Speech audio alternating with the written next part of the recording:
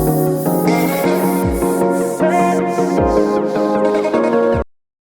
Welcome to my YouTube channel Rupal education classes. Last video में हमने परिमेय संख्या उसका इंट्रोडक्शन पढ़ा था, केवल डेफिनेशन हमने जाना था, क्योंकि डेफिनेशन से भी आजकल आपके क्वेश्चन पूछे जाते हैं। अभाज्य संख्याएं, सहाभाज्य संख्याएं, सम संख्या, विषम संख्या, इन सब के बारे में आपको एज इट इज डेफिनेशन आपको दे दी जाती है। ठीक, तो आज हम परिमेय संख्याएं और उनके गुण पढ़ने जा रहे हैं। गुण में क्या होते हैं? साचार, शमवरक, कभी तो आप नाम इसका सुने ही होंगे। तो बस हम आज इसकी डेफिनेशन पढ़ने जा रहे हैं। तो आइए स्टार्ट करते हैं। Welcome to my YouTube channel Rupal education classes. Last video में हमने परिमेय संख्या चैप्टर 1 हमने इंट्रोडक्शन देखा था। विषम संख्या, परिमेय संख्या क्या होती हैं, सम विषम संख्या, अभाज्य संख्या, इन सब के बारे में हमने जाना था, क्योंकि उससे भी आजकल क्वेश्चन बनने लगे हैं। तो आपको डेफिनेशन भी बहुत अच्छे से पता होना चाहिए, बिल्कुल बारीकी से। ठीक है, तो उसके बाद आज ये पार्ट 2 है, जिसमें परिमेय संख्याएं और उनके गुण के बारे में बताया गया है। तो आपको परिमेय संख्या बहुत अच्छे से पता होनी चाहिए कि परिमेय संख्याएं होती क्या है। देखिए, मैंने चैप्टर का नाम ही लिखा है परिमेय संख्या और उनके गुण। तो परिमेय संख्या कल मैंने आपको बता दिया था, जिसे हम इंग्लिश में रेशनल नंबर भी कहते हैं। तो जिन संख्याओं को पी अपान क्यू, मतलब पी का मतलब पी जो ऊपर लिखा होता है उसे हम अंश कहते हैं, जो नीचे लिखा होता है उसे हर कहते हैं, इंग्लिश में न्यूमिनेटर एंड डिनोमिनेटर। ठीक है, जिन संख्याओं को पी अपान क्यू के रूप में व्यक्त किया जा सकता है उन्हें परिमेय संख्या कहते हैं, जहाँ पी और क्यू दोनों ही क्या होंगे? एक पूर्णांक होते हैं। पूर्णांक की भी डेफिनेशन मैंने कल बताई थी कि पूर्णांक क्या हो सकते हैं? धनात्मक, ऋणात्मक और शून्य। लेकिन परिमेय संख्या के डेफिनेशन में शर्त ये होती है कि क्यू का मान कभी भी 0 नहीं होना चाहिए। ठीक है, क्यू बराबर नॉट इक्वल टू 0 होना चाहिए। पूर्णांक तो भले कहा है, लेकिन क्यू का मान 0 नहीं होना चाहिए। ठीक है, तो ये सीधा सीधा कभी कभी परिमेय संख्या का डेफिनेशन ही पूछ देता है। तो जैसे -5/2, उसने कहा है पूर्णांक, तो आपका धनात्मक भी हो सकता है, ऋणात्मक भी हो सकता है, शून्य भी हो सकता है, लेकिन आपका हर शून्य नहीं होना चाहिए। ठीक है, तो यहाँ पे क्या हो गया? चाहे हम धनात्मक ले चाहे ऋणात्मक ले, तो -5/2, क्योंकि पी अपान क्यू के फॉर्म में लिखा है। ये पी हो गया, ये क्यू हो गया, तो जिसे भी हम पी अपान क्यू के फॉर्म में लिख सकते हैं वही आपकी परिमेय संख्या होंगी। ठीक है, ये भी पी अपान क्यू के फॉर्म में है। अब देखिए, ये क्या है? मिश्र संख्या है। इसके बारे में भी आप जानते होंगे। अगर मिश्र संख्या को आप सॉल्व करेंगे तो ये क्या बन जाएगा? 3 × 3 3 और +4 = 7/3 बन गया। ठीक, मिश्र संख्या को जब आपने सॉल्व किया तो देख रहे हैं ये क्या बन गया? 7/3, जो कि ये क्या है? रेशनल नंबर है। तो आपको तो हल करके भी बताना है। अगर आपको पी अपान क्यू के फॉर्म में नहीं दिख रहा है, तो अगर आप उसको पी अपान क्यू के फॉर्म में बना ले रहे हैं तो भी वो क्या हो जाएगी? आपकी परिमेय संख्या हो जाएगी। इस बात को ध्यान दीजिएगा। ठीक है, तो ऐसे ही -12 लिखा है, तो देखिए आपको नहीं दिख रहा है कि ये तो पी अपान क्यू के फॉर्म में नहीं है, फिर हमने इसको कैसे कह दिया परिमेय संख्या है? तो आप क्या कहेंगे? अगर कोई भी संख्या अकेली लिखी गई है तो हम उसे अपान में 1 भी लिख सकते हैं। ये आपको अंडरस्टूड होना चाहिए। ठीक है, तो अगर कोई संख्या अकेली लिखी है तो हम अपान में 1 लिख सकते हैं। जब हम अपान में 1 लिख रहे हैं तो ये क्या हो गई? पी अपान क्यू के फॉर्म में हो गई। ऐसे ही केवल 4 है, 4 को भी हम 4/1 लिख सकते हैं, तो ये फिर से क्या बन गई? पी अपान क्यू के फॉर्म की हो गई। इसलिए ये भी 4 भी क्या है? एक परिमेय संख्या है। ठीक, आई होप आपको सारी चीजें क्लियर हो गई होंगी। इसके बाद आपसे सीधा सीधा पूछ लेता है, क्या शून्य एक परिमेय संख्या है? तो आप कहेंगे बिल्कुल है, क्योंकि हम शून्य को भी 0/1 लिख सकते हैं। ठीक है, 0/1 लिख सकते हैं, इसलिए शून्य भी एक परिमेय संख्या है। ये आपको बिल्कुल ध्यान देना है। ठीक, एज इट इज ये क्वेश्चन में पूछ लिया जाता है, क्या शून्य एक परिमेय संख्या है? तो आप कहेंगे हाँ, शून्य एक परिमेय संख्या है, क्योंकि हम इसे पी अपान क्यू के फॉर्म में लिख सकते हैं, जहाँ पे क्यू का मान 0 नहीं है। पी का मान 0 हो सकता है, लेकिन क्यू का मान 0 नहीं होना चाहिए, यही शर्त है। ठीक, इसलिए शून्य भी एक परिमेय संख्या है। और ये भी सीधा सीधा पूछता है, दो परिमेय संख्याओं के बीच में कितनी परिमेय संख्याएं होती हैं? सीधा सीधा आपसे ये क्वेश्चन पूछा जाता है, तो आप क्या कहेंगे? दो परिमेय संख्याओं के बीच में अनंत परिमेय संख्याएं होती हैं। ठीक, ये दोनों ही सबसे इम्पोर्टेंट पॉइंट है, इसको आप बहुत अच्छे से ध्यान दीजिएगा। नेक्स्ट आता है आपका परिमेय संख्याओं के गुण। परिमेय संख्या सबसे ज्यादा पूछा जाता है। इसमें से साहचर्य नियम कभी तो आप सुनेंगे, साहचर्य, क्रम, विनिमय, है ना? तो वही देखिए, ये आपको अच्छे से प्रॉपर्टी पता होनी चाहिए परिमेय संख्याओं के गुण। तो परिमेय संख्याओं में पहले हम योग के गुण पढ़ने जा रहे हैं। तो देखिए, योग के गुण में सबसे पहला गुण क्या है? समवरक गुण, जिसे हम इंग्लिश में क्लोजर प्रॉपर्टी कहते हैं। तो अगर आपको हिंदी में कंफ्यूजन हो तो आप इंग्लिश नेम भी उसका याद कर सकते हैं। ठीक है, कुछ लोगों को साहचर्य, समवरक, इन सारी चीजों में थोड़ी सी कंफ्यूजन होती है, इसलिए आप उसका साथ में उसका इंग्लिश नाम भी याद करते जाइए कि उसको इंग्लिश में क्या कहते हैं। समवरक गुण जिसे हम क्या कहते हैं? क्लोजर प्रॉपर्टी कहते हैं। तो क्लोजर प्रॉपर्टी क्या कहता है कि दो परिमेय संख्याओं का योग एक परिमेय संख्या ही होती है। तो केवल यहाँ पे कितनी बात कर रहा है? केवल दो परिमेय संख्याओं की बात कर रहा है। तो देखिए, जैसे कह रहा है, यदि a/b व c/d कोई परिमेय संख्या है तो a/b प्लस c/d भी एक परिमेय संख्या होगी। ठीक, तो आपसे क्या कह रहा है? समवरक, इसका क्या मतलब अगर आप समझे होंगे कि समवरक गुण कहता है कि अगर कोई दो अलग अलग परिमेय संख्याएं हैं तो अगर हम उन दोनों का योग करेंगे तो जो योग प्राप्त होगा वो भी एक परिमेय संख्या ही होगी। इसी को हम समवरक गुण कहते हैं। ठीक, अगर हम एग्जाम्पल ले लें, a/b मान लो हम 3/2 ले लिए और 2/4 ले लिए। ठीक, हमने दो एग्जाम्पल ले लिया कि 3/2 और 2/4 दो अलग अलग परिमेय संख्या है। अगर हम इन दोनों को आपस में जोड़ दें तो जो हमें संख्या मिलेगी वो भी क्या होगी? एक परिमेय संख्या ही होगी। ठीक है, तो यही क्या आपका हो गया? समवरक गुण हो गया। दूसरा है आपका क्रम विनिमय गुण। क्रम विनिमय को क्या कहते हैं? Cumulative law. वेरी इंपॉर्टेंट, ये सबसे ज्यादा पूछा जाता है। समवरक और साहचर्य भी ज्यादा पूछे जाते हैं, लेकिन इसमें आपको सारे डेफिनेशन बहुत ही अच्छे तरीके से समझना है। ठीक है, ताकि आपको कोई भी प्रॉपर्टी दी रहे, इसमें सीधा आपसे डेफिनेशन नहीं पूछा जाता, आपसे पहचानने को दिया जाता है कि ये आपका कौन सा रूल फॉलो कर रहा है। तो अभी हम लोग एग्जाम्पल से भी देखेंगे, अभी हम लोग पहले डेफिनेशन देख रहे हैं। क्रम विनिमय गुण क्या होता है कि दो परिमेय संख्याओं को किसी भी क्रम में जोड़ने पर योग क्या होगा? समान ही होगा। तो देखिए, a व b, c व d दो परिमेय संख्याएं हैं, तो चाहे हम a/b और c/d, मतलब अगर हम 1/2 व 2/3 ले रहे हैं, मान लो दो परिमेय संख्या ले रहे हैं, अब इन दोनों को चाहे 1/2 प्लस 2/3 को जोड़ें और चाहे इसी को कह दें कि 2/3 पहले लिखेंगे, उसके बाद हम 1/2 लिखेंगे। ठीक, तो इन दोनों का मान ही क्या होगा? सेम ही होगा। ठीक, यही क्या हो गया? क्रम विनिमय। योग में क्रम विनिमय नियम का कोई फर्क नहीं पड़ता कि चाहे आप b प्लस a लिखें चाहे a प्लस b लिखें, उसका मान क्या होगा? सेम ही होगा। यही क्या होगा? ये क्या हो गया आपका? क्रम विनिमय, योग का क्रम विनिमय, है ना। परिमेय संख्याओं में योग का क्रम विनिमय, आप ध्यान दीजिएगा। योग जब पूछेगा तभी ये कंडीशन है, चाहे आप 3+4 को जोड़िए चाहे 4+3 को जोड़िए, दोनों का मान क्या होगा? 7 ही होगा। ठीक है, तो इसी को हम क्या कहते हैं? क्रम विनिमय। क्रम का मतलब होता है क्रम को एक्सचेंज, विनिमय का मतलब वितरित कर रहे हैं।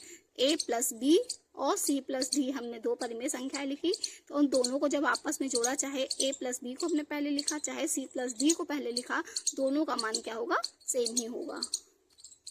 देखिए, नेक्स्ट है आपका साहचर्य नियम, एसोसिएटिव लॉ। ठीक, इसका इंग्लिश नेम आपको याद करना ज्यादा ही आसान रहेगा। एसोसिएटिव लॉ क्या कहता है कि 3 या अधिक परिमेय संख्याओं को किसी भी समूह में जोड़ा जाए तो योगफल क्या होगा? समान ही होगा। ठीक, अब देखिए, अभी तक जो आपका समवरक नियम था वो केवल दो परिमेय संख्याओं की बात कर रहा था, है ना, कि अगर हम दो अलग अलग परिमेय संख्याओं को जोड़ रहे हैं तो उसका मान भी एक परिमेय संख्या होगा, वो था आपका समवरक नियम। तो यहाँ पे क्या हो रहा है? साहचर्य नियम। साहचर्य का मतलब होता है साथ साथ। ठीक, साहचर्य में आपका क्या होना चाहिए? परिमेय संख्या कितनी होनी चाहिए? 3 या उससे अधिक होनी चाहिए। तो देखिए, 3 या अधिक परिमेय संख्याओं को किसी भी समूह में जोड़ा जाए तो भी योगफल समान ही रहता है। तो अब हमने साहचर्य, आप ध्यान दीजिएगा कि साहचर्य नियम जब रहेगा तो हमें 3 या अधिक परिमेय संख्याएं लेनी है। तो हमने क्या लिया? एक बार a+b को अकेले छोड़ दिया और पहले इन दोनों को जोड़ लिया, है ना। a+b plus c+d plus e/r, इन दोनों को पहले एक साथ जोड़ लिया और फिर चाहे हम इन दोनों को एक साथ लेकर के इसको बाद में जोड़ें तो भी हमारा क्या होगा? सेम ही आपका आंसर आएगा। तो ये क्या हो गया, आपका सहचर्य नियम हो गया। ठीक है, तो अगर आप वैसे ही आपको क्या होगा, एग्जाम्पल से आपको दिया जाएगा कि इससे बताइए कि इसमें कौन सा नियम फॉलो हो रहा है। ठीक, तो अगर आपको डेफिनेशन बहुत अच्छे से पता रहेगी तो आप इजीली बता सकते हैं। नेक्स्ट आता है, ये आपका पूछा जाता है योगात्मक प्रतिलोम। योगात्मक प्रतिलोम पूछा जाता है आपके एग्जाम में। योगात्मक प्रतिलोम से डायरेक्ट आप क्वेश्चन दिए जाते हैं। देखिए, योगात्मक परिमेय एडिटिव इनवर्स, प्रतिलोम का मतलब होता है इनवर्स। प्रत्येक परिमेय संख्या a बटे b का योगात्मक प्रतिलोम क्या होगा, माइनस a बटे b। जैसे प्लस और माइनस का साथ होता है ना, तो अगर योगात्मक अगर उसका प्रतिलोम करना होगा, जैसे आप पक्षांतर में क्या करते हैं, अगर वो प्लस है तो दूसरे के पक्ष में जा करके वो माइनस बन जाता है ना, आप ध्यान दिए होंगे अगर। ठीक, तो प्लस और माइनस का रिलेशन होता है साथ साथ में, और गुणा और भाग का एक साथ होता है। तो गुणन का योगात्मक प्रतिलोम भी होता है। अभी देखिए आगे, तो योगात्मक प्रतिलोम अगर योग का मतलब जोड़ है, तो अगर योगात्मक प्रतिलोम कहा है तो अगर वो पॉजिटिव में है तो आपको सीधा सीधा बस निगेटिव कर देना है। ठीक, a बटे b है, ये क्या है, पॉजिटिव में है, तो इसको हमने क्या बना दिया, केवल आगे माइनस लगा दिया, तो ये क्या हो गया, उसका योगात्मक प्रतिलोम हो गया। योगात्मक तत्सम क्या होता है, शून्य व किसी भी परिमेय संख्या का योग वही होता है। जैसे आप किसी भी संख्या में अगर शून्य जोड़ते हैं तो वो क्या होता है, हमें सीधा सीधा वही संख्या प्राप्त हो जाती है। ठीक, तो ये क्या होगा, आपका योगात्मक तत्समक हो गया। है आपका परिमेय संख्याओं में गुणन के नियम। तो सेम वही सारी चीजें थी, क्रम विनिमय, संवरक नियम, सहचर्य नियम, इसलिए मैंने उसको फिर से नहीं बताया। गुणन में सेम वही प्रॉपर्टी है, जो अलग है उसी को मैंने बता दिया यहाँ पे। तो गुणात्मक प्रतिलोम मैंने अभी बताया कि अगर योगात्मक प्रतिलोम है, योग का मतलब होता है प्लस, प्लस वाला सीधा क्या हो जाएगा, माइनस हो जाता है। तो ऐसे ही गुणात्मक प्रतिलोम गुणा रहेगा, तो गुणा का रिलेशन किसके साथ होता है, भाग के साथ होता है। तो गुणात्मक प्रतिलोम परिमेय संख्या a अपान b का गुणात्मक प्रतिलोम क्या हो जाएगा, सीधा उसका उल्टा हो जाएगा। कि भाग में क्या होता है, ये गुणा है तो ये इसका सीधा अपोजिट हो जाएगा। ठीक है, गुणा है तो वो भाग बन जाएगा, अगर इसको हम भाग करेंगे तो ये वाला सीधा ऊपर चला जाएगा। ठीक है, तो a बटे b का गुणात्मक प्रतिलोम क्या हो गया, b अपान a हो गया। तो मैंने एग्जाम्पल भी दे दिया है। -7/5 का गुणात्मक प्रतिलोम क्या हो गया, minus same as it is रहेगा, जो चिन्ह विन रहेगा, केवल अंश को हर बना देना है और हर को अंश बना देना है। तो देखिए ये हर 5 है, तो यहाँ पे क्या हो गया, 5 बन गया, अंश बन गया। ठीक, -7/5 का गुणात्मक प्रतिलोम -5/7। ठीक है, वैसे ही 3 का गुणात्मक प्रतिलोम, 3 को हम क्या लिख सकते हैं, 3/1 भी लिख सकते हैं। मैंने आपको परिमेय संख्या में पहले ही बता दिया है। 3/1 को हम क्या लिख सकते हैं, केवल 3 है तो 3 को हम 3/1 लिख सकते हैं, इसलिए उसका गुणात्मक प्रतिलोम क्या हो जाएगा, 1/3। यहाँ बच्चे कंफ्यूज हो जाते हैं, इसलिए आप इसको ध्यान दीजिएगा। ठीक, गुणात्मक तत्समक क्या होता है, किसी भी परिमेय संख्या व 1 का गुणनफल स्वयं वही संख्या होती है, ये आपका क्या होता है, गुणात्मक तत्समक होता है। यदि किसी भी संख्या में 1 से गुणा करते हैं तो हमें वही संख्या प्राप्त होती है। जैसे योगात्मक तत्समक था, तो योगात्मक तत्समक में क्या था, किसी भी संख्या में अगर हम 0 को ऐड करते हैं तब हमें वही संख्या प्राप्त होती है। ऐसे ही गुणात्मक क्योंकि अगर हम गुणा किसी भी संख्या को 0 से गुणा कर देते हैं तो अब तो हमारा मान 0 हो जाता है ना। तो यही है दोनों में अंतर, योगात्मक तत्समक और गुणात्मक तत्समक में। योगात्मक तत्समक में अगर किसी भी परिमेय संख्या में हम 0 ऐड करते हैं तब हमें वही संख्या मिलती है, लेकिन गुणात्मक तत्समक में यदि किसी भी संख्या को 1 से गुणा करते हैं तब हमें वही संख्या प्राप्त होती है। ठीक, तो आज की वीडियो में भी आपके सारे इंट्रोडक्शन थे, तो चलिए हम कुछ एक्सरसाइज भी आज कर लेते हैं। देखिए कुछ एग्जाम्पल मैंने ले लिए हैं। -5/9 का योगात्मक प्रतिलोम क्या होगा, मैंने क्या कहा था, धन और ऋण का एक साथ कॉम्बिनेशन होता है ना, और गुणा और भाग का एक साथ कॉम्बिनेशन होता है। तो आपसे यहाँ पे योगात्मक प्रतिलोम कहा है, तो यहाँ पे ऋण चिन्ह है, तो ऋण चिन्ह को सीधा हटा देंगे तो वही आपको क्या होगा, योगात्मक प्रतिलोम होगा। तो ऑप्शन में आपका कौन सा ऑप्शन सही हो जाएगा, तो कहेंगे इसका योगात्मक -5/9 का योगात्मक प्रतिलोम पूछा है, तो ये क्या हो जाएगा, अगर ये माइनस है तो केवल सीधा सीधा योगात्मक प्रतिलोम में प्लस वाला माइनस बन जाता है, माइनस वाला प्लस बन जाता है। तो -5/9 का योगात्मक प्रतिलोम कहेंगे ऑप्शन में कौन है, 5/9। तो राइट ऑप्शन बी हो गया। तो -7/12 का गुणात्मक प्रतिलोम क्या है, तो गुणात्मक मैंने क्या कहा था, गुणे और भाग का एक साथ रिलेशन होता है। तो गुणे में क्या होता है, सीधा अब उसका अपोजिट हो जाता है, चिन्ह विन ऐसे ही एज इट इज रहेगा, है ना। तो ये -7/12 का गुणात्मक प्रतिलोम, तो आप क्या कहेंगे, सब कुछ वही रहेगा, केवल अंश हर बन जाएगा, हर अंश बन जाएगा। ठीक, तो इसमें से कौन सा ऑप्शन दिख रहा है, तो आप कहेंगे ऑप्शन नंबर 1 दिख रहा है। ठीक, सब कुछ वही है, केवल हमने अंश को हर बना दिया, हर को अंश बना दिया। तो माइनस एज इट इज है, तो 12 अंश है, ये हर है, तो यहाँ पे क्या बन गया है, अंश बन गया है, तो -12/7। ठीक, नेक्स्ट है 13/4 का योगात्मक प्रतिलोम, तो यहाँ पे पॉजिटिव है तो इसका क्या होगा, सीधा निगेटिव सीधा लग जाएगा, केवल आगे माइनस लग जाना चाहिए। तो ये तो हो नहीं सकता कि हमने कहा कि पॉजिटिव है तो सीधा निगेटिव कर देना है, ये तो सीधा सीधा निगेटिव भी किया है और पॉजिटिव भी कर दिया, इसलिए ये तो बिल्कुल नहीं है। तो ये हमको दिख रहा है ऑप्शन नंबर बी, क्योंकि ये पॉजिटिव है, यहाँ पे क्या हो गया, केवल निगेटिव हो गया सीधा सीधा। ठीक है, अब 4/13 की बात करेंगे तो ये क्या हो जाएगा, ये तो उसका गुणात्मक प्रतिलोम हो जाएगा। ठीक, ऐसे ही ऑप्शन नहीं आएगा तो आप इसको अपना दिमाग लगाएंगे ऐसे, इसमें तो गुणात्मक प्रतिलोम हो रहा है, इसमें योगात्मक है, इसमें तो ये नहीं हो रहा है। ठीक है, ऐसे ही आप अपना दिमाग लगाएंगे। -22 का योगात्मक प्रतिलोम, तो योगात्मक का है, पॉजिटिव वाला निगेटिव, निगेटिव वाला पॉजिटिव, -22 का योगात्मक तो क्या हो जाएगा, 22 सीधा सीधा। ठीक, क्योंकि बच्चों को सबको आता है, लेकिन एग्जाम टाइम में सबको कंफ्यूजन होने लगती है, तो आप ध्यान दीजिएगा कि पॉजिटिव का निगेटिव के साथ होता है, और गुणन का डिवीजन के साथ, गुणे का भाग के साथ, और पॉजिटिव का निगेटिव के साथ। 14 का गुणात्मक प्रतिलोम क्या है, तो सीधा 14 को हम क्या लिख सकते हैं, 14/1 लिख सकते हैं, है ना। तो गुणात्मक में क्या होता है, सीधा अपोजिट होता है, अंश हर बन जाता है, हर अंश बन जाता है। तो 14/1 का गुणात्मक प्रतिलोम क्या हो जाएगा, 1/14, ऑप्शन नंबर बी। तो आई होप आपको बहुत अच्छे से समझ में आ गया होगा। तो देखिए, आज आपने जितने सारे नियम पढ़े हैं उसमें से एक आपका एग्जाम में आया है प्रीवियस ईयर पेपर में। तो देखिए, पूर्णांकों के योग के लिए साहचर्य नियम क्या है, तो मैंने क्या बताया था, साहचर्य नियम में 3 या 3 से अधिक परिमेय संख्याएं होनी चाहिए। तो आप देख रहे हैं, साहचर्य का मतलब साथ होना चाहिए, योग है तो योग में ही उनका वो होना चाहिए। तो यहाँ पे आप देख रहे हैं a+b, ये तो केवल 2 ही परिमेय संख्या दिख रही हैं, और ये तो क्रम विनिमय नियम को फॉलो कर रहे हैं।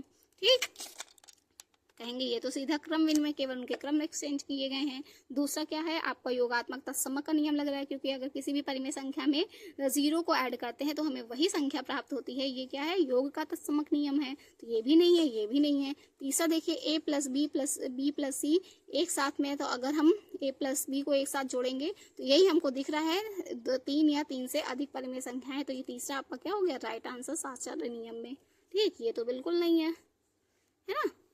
आई होप आपको समझ में आ गया होगा। तो ऐसे ही वीडियोस पाने के लिए मेरे चैनल से जुड़े रहें, और ज़्यादा से ज़्यादा लोगों तक शेयर करें, ताकि आपको अच्छे से NMS मैथ की प्रिपरेशन हो सके। पिछले वीडियो में मैंने रीजनिंग की सारी क्लासेस आपको चैप्टर वाइज ले रखी है, तो आप अपने साथियों को इस वीडियो को शेयर करते रहें, ताकि लोगों को एकदम सिस्टमेटिक ढंग से वीडियोस प्राप्त होते रहें और अच्छे से वो अपनी तैयारी कर सकें। मिलते हैं नेक्स्ट वीडियो में।